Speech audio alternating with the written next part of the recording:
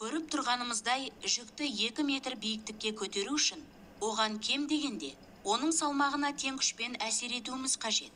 Жүкті көтерудің осы тәсілін пайдалана отырып, біз 1000 джоульге тең болатын жұмысты атқарамыз. Дәл осы жүкті аз күш жұмсап көтере аламыз ба?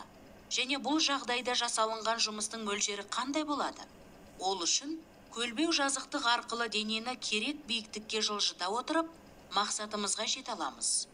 Жазықтық көлбеулігі төмен болған сайын, жүкті көтеру үшін жұмсалатын күш те соғұрлым аз болады. Бірақ жазықтық көлбеулігі неғұрлым азайған сайын, жүктің жүріп өтетін қашықтығы соғұрлым көбірек болады. Сондықтан кедергіні ескермеген кезде, көлбеулік қалай өзгерсе де, жасалынған жұмыстың мөлшері әрқашан бірдей болады.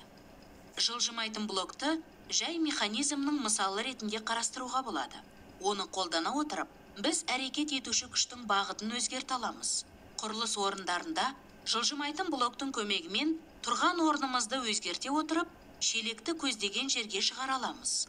Бұл кезде шелекті көтеруге қажетті күштің шамасы өзгермейді.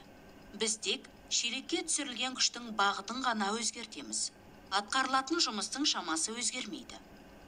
Жұмыстың атқарылуы барысында өз орнын өзгерте алатын блокты жылжымалы блок деп атайды.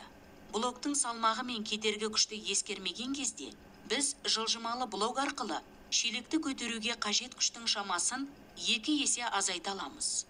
Бірақ орындалуға тиісті жұмыстың мөлшерін өзгерте алмаймыз.